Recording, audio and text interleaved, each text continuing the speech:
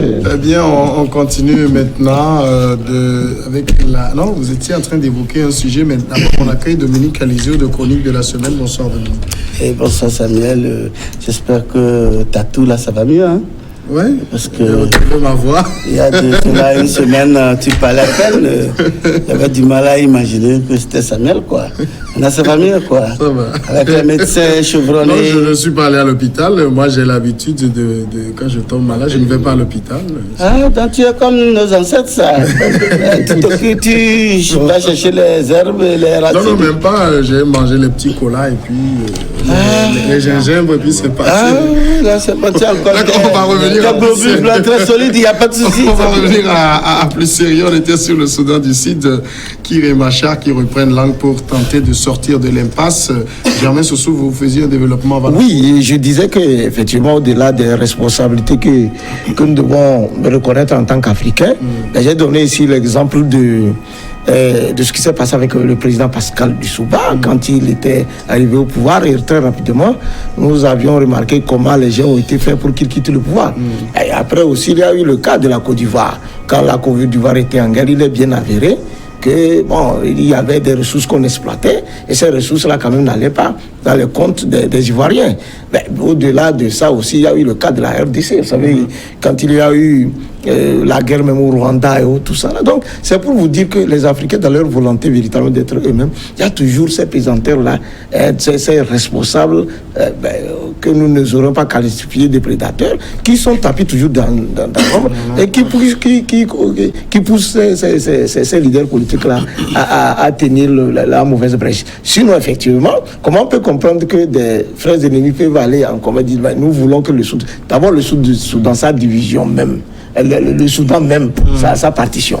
Maintenant, le Sud-Soudan, voilà ce qui est en train de se passer. Est-ce que véritablement c'est... Et nous savons que les richesses sont en train d'être exploitées là-bas. Donc, voilà, c'est... Dominique, on évoquait donc en tout cas, disons-le, cette reprise de dialogue entre Kiir et Machar. Vous pensez que cette fois, ça peut déboucher sur quelque chose de positif?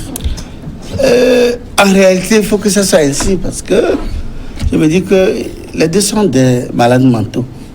Parce que vous ne pouvez pas hériter d'un pays. Non, mais je dis c'est des fous. Les deux peuvent hériter d'un pays riche en matières premières. Alors, quel est le problème de vous entendre? Mais si quelqu'un mange plus que l'autre, mais toi aussi, dis-toi que toi aussi tu manges un peu. Et pour avancer. Mais maintenant, je ne peux pas imaginer que d'autres, par exemple, quand je prends le camp Salva Kiir, ils se disent qu'ils ont besoin d'anéantir tout pour qu'ils soient les seuls maîtres à bord. Et pourtant, lorsqu'il s'était agi de combattre l'ennemi, notamment le Soudan de El-Béchir, ils étaient ensemble pour le faire. Alors, maintenant que les Américains vous ont permis d'avoir une partie, surtout la partie la plus riche, en fait, du Soudan, puisque, en fait, bon, je dis que ce pays n'avait pas besoin d'une partition. Mais les Américains, bon, quand je dis les Américains, les Occidentaux, je les mets dans ce vocal d'Occidentaux, qui, lorsque les intérêts pèsent, ils sont prêts à tout. Ceux qui peuvent condamner ailleurs, ils peuvent l'accepter quelque part. Et c'est ce qui s'est passé dans le cas de Soudan. Puisque lorsque nous prenons beaucoup de pays occidentaux, vous prenez la France, la Corse, qui veut l'indépendance, ils ne l'ont jamais donné. Vous prenez le Barcelone, l'Espagne refuse de les donner. Vous prenez l'Angleterre avec des îles partout. Mais quand il s'agit de diviser un pays africain pour conserver les richesses, pour envoyer à exploiter, piller, je dis pas exploiter, mais piller ces richesses, ils sont prêts à tout. Voilà ce qu'ils sont. Maintenant, au moins, ne serait-ce que ces Africains comprennent que, bon, finalement, nous sommes dans le chemin. Attendons-nous pour avancer. Même si quelqu'un mange plus que l'autre, que cela... Ça passe comme une lettre à la poste. Mais malheureusement, il y a des gens, surtout, moi j'accuse beaucoup plus le camp Salva Kiir. Parce que lorsque nous prenons Ek Matia, il a accepté à un certain moment de venir à Djouba, la capitale du pays, pour rester dans le schéma de la paix. Mais très vite, les faucons de Salva Kiir ont trouvé la méchanceté d'aller l'anéantir pour qu'il soit maître. Heureusement que Ek Matia avait aussi pris des dispositions pour qu'en cas de situation compliquée, il puisse passer par des labyrinthes pour passer. Voilà, heureusement qu'il s'en est sorti justement blessé. Il a été traité par l'ennemi. Quel ennemi? Le Soudan d'abord, avant l'Afrique du Sud. Et donc aujourd'hui, il faut que les deux acceptent de laisser leurs égos pour le bonheur du peuple sud-soudanais. Je me rappelle encore ces mots que prononçait le pape François qui leur a baisé les pieds. Il leur disait Viprego, fate la pace, don fate la guerra. Je vous en prie, faites la paix, ne faites pas la guerre, mais on voit le résultat. Ils aiment la guerre.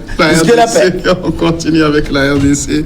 Les autorités de Kinshasa ont interdit mercredi une marche convoquée pour vendredi à l'appel de l'opposant et ex-candidat Martin Fayulu contre la balkanisation de la RDC et les massacres de civils dans l'est du pays. Cette marche peut perturber l'ordre public, a écrit le gouverneur de Kinshasa, Gentini Ngobili, à la coalition Lamuka constituée autour de Martin Fayulu, qui revendique toujours la victoire à l'élection présidentielle du 30 décembre 2018. Le gouverneur a rappelé que le 17 janvier est un jour férié à la mémoire du héros national Patrick Emery Lumumba, assassiné le 17 janvier 61. Joint au téléphone, M. Fayulu a qualifié cette décision d'arbitraire. Nous maintenons notre marche et nous allons marcher vendredi, a réagi l'opposant qui conteste l'élection du président Félix Tshisekedi. On donne à Adam là, j'allais dire, une perche à Martin Fayulu qui, il faut le rappeler, est un peu en perte de vitesse ces derniers moments. Oui, vous savez, la politique, je pense que c'est les grandes orientations. Et lorsque vous prenez Tshisekedi depuis son avènement au pouvoir là-bas, il a donné un peu de la latitude aux opposants en ce qui concerne les manifestations.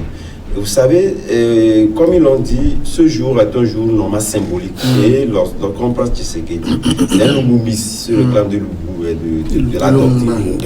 Par rapport à cela, je pense qu'il ne peut pas admettre que ce jour-là soit un jour où on peut autoriser. D'abord, Kabila est aussi le bombiste, hein? Si, la majorité d'ailleurs même des politiques congolais se réclament quand même des bombistes. Et lorsque vous prenez aujourd'hui Tshisekedi, ne peut pas admettre qu'on puisse donc organiser une manifestation, surtout pour un sujet extrêmement sensible. Parce que vous savez, c'est vrai que les Congolais peuvent ne pas s'entendre, il peut y avoir des sujets de divergence, c'est non, mais la question de la scission, de la partition du pays, c'est un sujet où, carrément, comme nous venons de le dire tantôt avec d'autres pays d'ailleurs même, il y en a qui veulent réellement, parce que les Occidentaux sont les intéressants des jeux d'intérêt. Tout à l'heure, il y avait donc ceux qui évoquait donc la question avec son voisin de Brazzaville, où on a vu comment les États-Unis et la France sont donc entendus pour réarmer donc Sassou Nguesso et faire donc des choix. Et tout à fait, donc en lui promettant même les intérêts au niveau de la RDC. Donc vous voyez, donc ce sont des questions qui reviennent toujours. Et que ces sujets-là sont liés aussi aux intérêts. Et ne soyez pas offusqués que ces puissances occidentales puissent donc être dans une logique de pouvoir donc amener Fayulu à pouvoir organiser, ou du moins à pouvoir jeter donc ce pavé-là dans la main pour donc ressusciter un problème qui n'est pas aujourd'hui à l'ordre du jour, ou carrément Tshisekedi ne veut pas entendre. Et je pense que c'est pour la première fois que ça a tout son, je pense que c'est l'importance que fait Tshisekedi, qui n'avait pas l'habitude depuis, comme je le disais, ses orientations politiques ne sont pas carrément orientées dans le sens de pouvoir donc interdire les manifestations. Pour lui, il faut manifester, mais sur des sujets comme la scission du pays, je pense que il faut mettre le blackout, et ça, ce n'est pas des sujets. Du moins, sur son magistère, il ne veut pas quand même entendre parler. Oui, mais en même temps, l'objet de la manifestation de Martin Fayulu, c'est pas inventé. Hein. Quand on regarde la RDC aujourd'hui, il y a une partie du pays, on n'a pas l'impression qu'on est en RDC. On a l'impression qu'on est sur un pays de non-droit où il y a plusieurs ingérences qui se jouent là-bas. Oui, vous savez que la coalition Lamuka, au départ, avait un certain nombre de leaders, mais chemin faisant, vous savez que certains ont mis de l'eau dans leur vin. Donc le chef de file de cette organisation, lui, il est resté quand même intransigeant. Ceux qui étaient avec lui, même certains ont estimé qu'il était même trop intransigeant. Qu'il était trop intransigeant. Et donc, lui-même, il commençait par perdre un peu d'estime, surtout que ce qu'il réclamait, la victoire. Vous savez, une chose est de réclamer sa victoire après les élections, vous n'avez pas l'effectivité du pouvoir. Pendant ce temps, le pouvoir est effectif dans les mains d'autres personnes qui l'exercent, et vous continuez par réclamer. Et donc, bon, Kabila, lui, quoi qu'on en dise, il était de l'opposition. Vous savez aussi qu'en Côte d'Ivoire, en RDC, la configuration aussi est toujours là. L'actuel président de la RDC n'a pas la majorité à l'Assemblée nationale. Donc, voilà, vous avez un président qui n'est plus au pouvoir, mais qui a le pouvoir. C'est comme ça la situation en RDC. Alors donc, c'est une négociation, le pouvoir, disons une transition qui ne dit pas son nom en RDC. Donc, le président Fayou, enfin, le candidat, le malheureux Martin Fayou, veut se servir donc de cette opportunité pour se refaire en fait une santé politique. Mais la question fondamentale aussi, c'est un défi. Est-ce que celui qui était avec nous hier et qui est devenu aujourd'hui chef de l'État, est-ce qu'il peut se permettre au nom de l'État de réprimer aujourd'hui? Donc, est-ce que le fait qu'il insiste de manifester le jour interdit, en disant non, vous pouvez manger, mais pas ce jour-là, est-ce que véritablement la constitution de la RDC dit qu'on ne peut pas manifester le jour-là? C'est la question fondamentale. Est-ce qu'on ne peut pas manifester? Donc, si la constitution dit on ne peut pas, il faut rentrer en négociation avec le monsieur. Mais ce qu'il recherche en fait, ce qu'il cherche, peut-être une répression. En fait, il cherche à conduire l'autre à la voilà. Il faut montrer que celui-là, finalement, qui est là, en fait, il n'est pas de bonne foi. C'est pour cela que je dis, lui, il est entre le marteau et l'enclume, parce qu'il est président, mais on sait qu'il n'a pas tous les leviers du pouvoir. Maintenant, il a derrière lui donc ceux qui s'opposent donc à son élection. Bon, heureusement, je ne sais pas comment il a réussi quand même à faire mettre les autres de l'eau dans leur vin, et il reste l'intransigeant.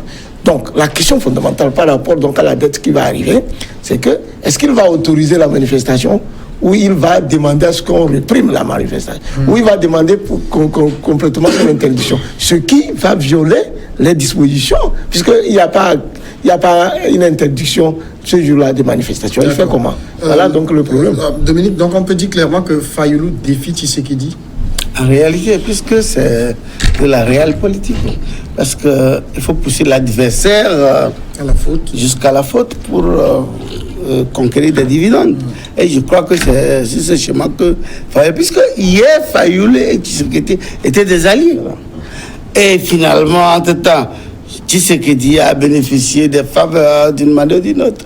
Puisque, bon, si on s'en tient à ce que la Synchro et autres disent, qui n'auraient pas gagné. Mais la CENI a proclamé un président. Donc, on s'en tient à ce président. Et que moi, je l'ai rencontré au Rwanda. Je l'ai félicité, monsieur le président. Bon courage à vous. Parce qu'en réalité, tout en le disant, c'est que je sais les embûches qu'il y aura autour de cette présidence. D'abord, de l'autre côté, il a ses anciens amis qui deviennent des adversaires farouches. Puis, son allié, qui est également un adversaire, peut-être modéré. Donc aujourd'hui, juste pour cette journée, qui est une journée nationale en fait. C'est comme si aujourd'hui au Togo on dit fête de l'indépendance. Et des gens disent ils vont manifester. Dis non, fêtons ensemble et après vous pouvez manifester également. Mais non, ils disent, si vous regardez derrière, c'est qu'en fait ils cherchent un affrontement, une confrontation. Et derrière ça, vous tirez des dividendes. C'est en cela que le peuple, ou ceux qui sortent, ceux qui sont dans le jeu, ceux qui sont utilisés comme des moutons, ne comprennent pas les vrais enjeux. En réalité, ils devaient dire non. Ce que tu nous demandes, on le fera parce que le jour-là, c'est une journée nationale. Et se réserver pour répondre à la prochaine convocation. Mais malheureusement, comme de vrais moutons, comme mon ami Germain Soussou, hier il était dans la C14, il déambulait dans la rue, il suffit que la C14 dit « Ah, sortez !» Il est là, il s'en tenu compte de la situation réelle. Voilà la situation. C'est un opposant qui est au pouvoir en RD Congo. C'est un opposant qui marchait. C'est un opposant qui était très farouche au pays. Il fait face à la réalité. La réalité, c'est quoi? En temps normal, les autres devaient dire, bon, ok, c'est une journée nationale, basta. Mais non, en politique, il n'y a pas de cadeau. Donc aujourd'hui, il fait face à cela et il doit tirer la conséquence. Non, mais... Je suis désolé. Mais bon, vous savez, Dieu l'accompagne. Alizou a dit tout à l'heure, avec tout le respect, en disant aux gens qui déambulent, bon voilà, vous nous excusez. Nous nous évertuons à enseigner un peu à nos enfants qui sont... Quand vous dites à quelqu'un qui déambule, il me semble que déambuler, c'est ce qui ne se passe. Pour des raisons qui n'ont pas de tête ni queue. Je suis d'accord que pour une frustration, on peut manifester. C'est ce que la Constitution donne comme opportunité de faire. À l'époque, la coalition, personne n'a déambulé, mon cher ami. Non, personne n'a déambulé. Là, vous bloquez le pays, vous bloquez tout le pays, toute la vie de l'Obé, pour nuire aux Togolais et aux Togolaises, des commerçants qui ne peuvent plus vendre, qui ne peuvent rien faire, parce que vous croyez que parce qu'eux ils vivent, ils doivent mourir comme vous, alors que vos idées circulent dans les coins de la République et ailleurs pour se remplir les poches. On sait combien vos idées, on sait combien vos idées se sont remplies les poches de 19 août jusqu'à nos jours. On les connaît. On va pas revenir sur ça si vous permettez. Alors, au niveau de la RDC, en même temps, je pense que j'aimais l'évoquer tout de suite.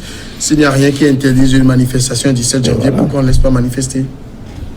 On encadre simplement.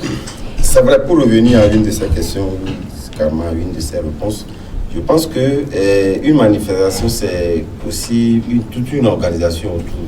C'est vrai que lorsque vous prenez l'opinion même de la RDC en elle-même, c'est vrai qu'il y a la majorité se réclame aussi du Lubumba. Et par rapport à cela, je pense qu'ils savent aujourd'hui, d'après l'histoire de ce pays-là, ils savent que ce jour-là, c'est tout comme un jour sacré, entre griffes, parce que beaucoup de Congolais tiennent à ce jour-là.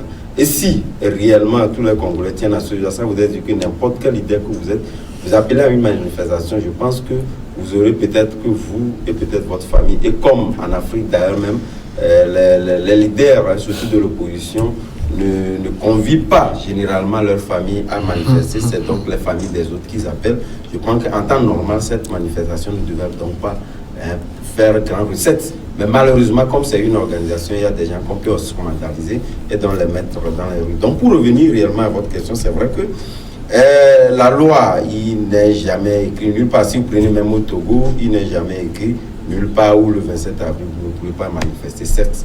Mais au-delà de tout, tout le monde sait que le bon sens oblige néanmoins à pouvoir donc honorer cette journée-là qui est donc une journée sacrée. Je l'honore à manifester.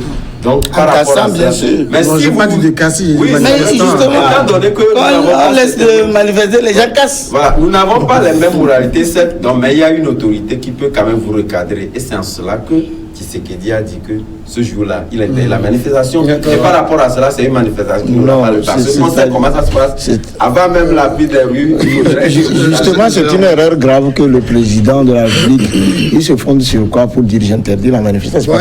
C'est pas lui, c'est le gouverneur de Kinshasa. Oui, j'ai dit, oui.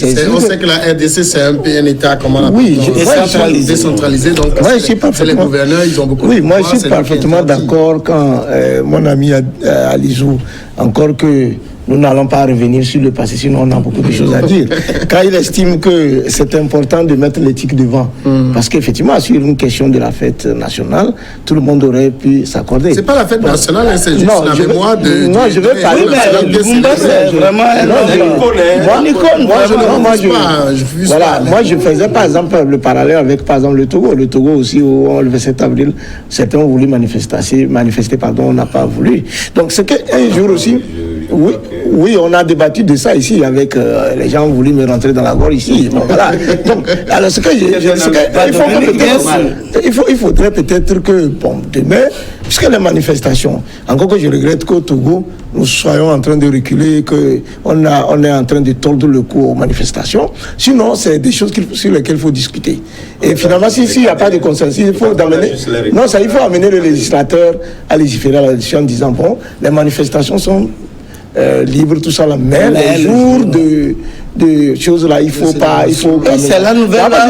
Oui, à partir de ce instant-là, vous avez une loi qui, encadre les choses. Mais vous ne pouvez pas, en tant que président de la ministre de la Sécurité, ou je ne sais pas, sortir pour dire non, les gens, parce que c'est le nom, vous violez vous-même les choses. Ceci étant, par rapport à la manifestation, c'est pourquoi justement il a choisi le jour-là. Vous venez de le dire que il faut qu'il rentre en négociation. En attendant que ça, il faut rentrer en négociation avec Fayulu pour dire non, il faut lui faire prendre conscience que sur le plan éthique, pour la mémoire de ce monsieur, il faut signifier ça. Oui, en réalité, Fayulu a voulu piéger Tshisekedi. Puisqu'il n'y a pas longtemps, ils étaient ensemble. Voilà. Ils ont organisé des manifestations ensemble. Avant, ils auraient pu faire la même chose ensemble. Maintenant, lui se retrouve au pouvoir. Et lui, Fayulu n'est pas au pouvoir. Donc, il veut piéger l'autre pour commettre la faute, pour dire aux populations. Mais voilà ce qu'il est devenu. Alors que si lui, Fayulu, il est président, il ferait la même chose. En réalité, c'est ce que les populations doivent comprendre et maîtriser. Mais malheureusement, ils ne comprennent rien. C'est de vrais abrutis, de vrais moutons qu'on appelle, et puis ils vont les têtes baissées. Non, je ne les insulte pas, mais ils vont la tête baissée. Non, en réalité, si les gens devaient faire des analyses, ils allaient se poser la question. Si Fayulu était président, est-ce qu'il a autorisé ça? Oui, c'est pas évident. Oui, mais ce n'est pas évident, je ne dis pas non.